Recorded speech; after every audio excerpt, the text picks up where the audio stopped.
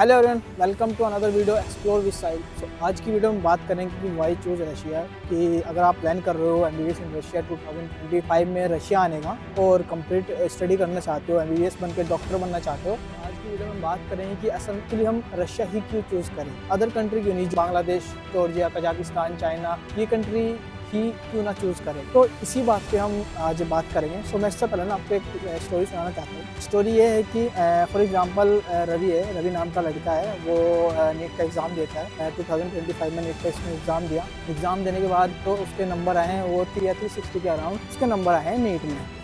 मतलब बीच में फंस गया। बीच में इन द सेंस कि आप ना तो उसको गवर्नमेंट सीट्स मिल रही है, तो प्राइवेट में जाना चाह रहा है तो उसको 1 करोड़ फीस पे करनी पड़ रही है। अब उसके पास इतने बैलेंस है नहीं, अभी वो एक मिडिल क्लास फैमिली है, तो वो कैलकुलेट करता है कि अगर मैं लोन लेता हूँ, एजुकेशन लोन लेता हूँ, तो मैं क्या जा सकता हूँ क्या। अब उसने वो कैलकुलेट किया एजुकेशन लोन के लिए। एजुकेशन लोन उसको मिला 1 करोड़ में। अगले 20 ईयर्स तक वो 50,000 to 60,000 पे करेगा। ये थी उसकी कहानी। उसने चूज़ किया रशिया। ये रशिया ही क्यों चूज़ किया, उसके ऊपर हम बात करें। सबसे पहला पॉइंट आता है अफोर्डेबल फीस। इंडिया में आप प्राइवेट कॉलेजेस अगर देखा है आपने या सुनने में भी आपको आया होगा, वहाँ पे एक करोड़ से लेके 1.5 करोड़ के बीच में प्राइवेट कॉलेजेस मिलते हैं। लेकिन रशिया में अफोर्डेबल फीस में 30 to 35 लाख में आपका कंप्लीट 6 इयर्स में एमबीबीएस कंप्लीट हो जाता है। तो सबसे पहला पॉइंट तो ये आ जाता है कि अफोर्डेबल फीस है। अब आता है दूसरा पॉइंट होता है no donation no entrance exam. Russia में आप डायरेक्ट एडमिशन मिलता है, आपको किसी को कोई डोनेशन देने की नीड नहीं होती है। और यहाँ पे जो गवर्नमेंट यूनिवर्सिटीज होती है वो एंट्रेंस एग्जाम भी नहीं लेती है। हाँ, कुछ यूनिवर्सिटीज जो होती हैं एंट्रेंस एग्जाम लेती है, लेकिन वो एक फॉर्मेलिटी होती है। वो मतलब शो होता है कि वो सिर्फ वो इतना देखना चाहते हैं आगे वाले बच्चे का कि उसका जो माइंड है वो कैसे वर्क कर रहा है। तो ये एक फॉर्मेलिटी टाइप एग्ज़ाम होता है। अगर आप किसी अच्छे कंसल्टेंसी से जॉब एडमिशन लेते हो तो वो आपकी हेल्प कर देते हैं इसमें। तीसरा पॉइंट आता है WHO और NMC अप्रूव्ड यूनिवर्सिटीज़। देखिए, रशिया में लगभग यूनिवर्सिटीज़ सब WHO और NMC रिकॉग्नाइज्ड या अप्रूव्ड होते हैं। इसका चेक करने का एक तरीका है, मैंने अपना कुछ वीडियोस में बता रखा है।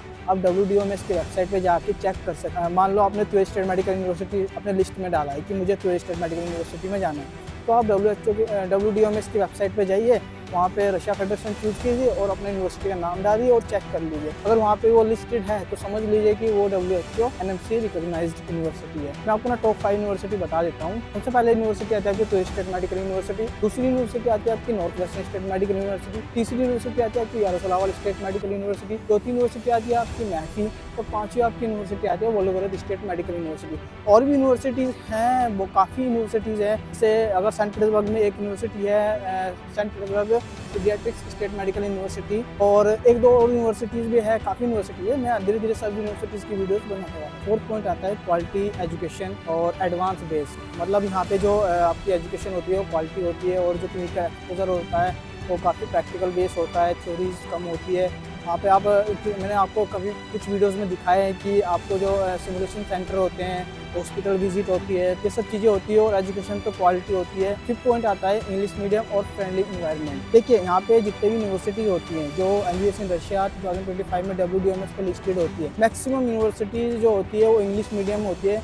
जो क्लासेस वगैरह होते हैं वो इंग्लिश मीडियम में आपको करवाते हैं, तो इंग्लिश मीडियम होती है। प्लस यहाँ की जो इन्वायरमेंट है फ्रेंडली नेचर का होता है। आप किसी भी रशियन से जाके आप कोई हेल्प मांगते हो तो आपको एकदम डेफिनेटली तुरंत हेल्प कर देते हैं। या फिर आपको रुस्की नहीं आ रही है, देखिए आपको लैंग्वेज सीखना तो ज़रूरी है। आप जब हॉस्पिटल विजिट करते हो, लोकल लोगों से मिलते हो, लोकल पर्सन से मिलते हो, तो उनसे उनकी बीमारी के बारे में जानने के लिए आपको लैंग्वेज आना ज़रूरी है। जब आप धीरे धीरे घूमते हो, मॉल्स वगैरह में जाते हो, जैसे हम सब दोस्त वगैरह जाते हैं, तो आप धीरे धीरे कम्युनिकेशन करते हो तो आपको ऑटोमेटिकली उसकी आ जाती है। अब 7th पॉइंट आता है कि global recognition and career opportunities. देखिए, सबसे बेस्ट ऑप्शन है कि आप रशिया से एमबीबीएस कर लो, देन उसके बाद आप अब इंडिया जाके एफएमजी या नेक्स्ट एग्ज़ाम देके वहाँ का लाइसेंस लेके आप वहाँ डॉक्टर बन सकते हो। अगर आप इंडिया नहीं जाना चाहते तो आप यूएसएमएल, लैब या जो एंट्रेंस एग्ज़ाम होते हैं वो आप देके किसी यूएस वगैरह या किसी अच्छी कंट्री में यूके में जाके सेटल हो सकते हो। तो आपको करियर अपॉर्चुनिटीज़ भी काफ़ी मिल जाते हैं यहाँ से एमबीबीएस करने के बाद। और लास्ट पॉइंट 8 पॉइंट है क्लाइमेट को लेके। देखिए, रशिया में अभी मई का चल रहा है, अभी बीच में जब आई थिंक अप्रैल के 25 या 26 अप्रैल से काफ़ी गर्मी होने लगी थी, 16-17 तक डिग्री जाने लगा था। लेकिन अब मई चल रहा है, तो अभी मई में फर्स्ट वीक ही हुआ है, तो फिर से ठंड बढ़ गई है। आज भी 6 डिग्री तक है, 6 या 7 डिग्री तक चला गया है क्योंकि बारिश का मौसम है। तो यहाँ पे जो एनवायरनमेंट है, क्लाइमेट है, वो काफ़ी मतलब कोल्ड है, समर भी है क्योंकि हमारा फर्स्ट ईयर है। तो ऑब्वियसली बात है, अभी तक हमें इतना पता नहीं कि समर कैसा आएगा, लेकिन जहाँ तक जब बीच में गर्मियाँ चालू हुई थी तो काफ़ी अच्छा लगा था। अगर आपको बर्फ़ वगैरह अच्छा लगता है तो ये कंट्री आपके लिए बेस्ट हो सकती है। तो ये थे मेरे कुछ पॉइंट, मैंने जो चीज़ें रिसर्च करके आपको बताया और मैं खुद ये चीज़ें देख के ही रशिया आया हूँ।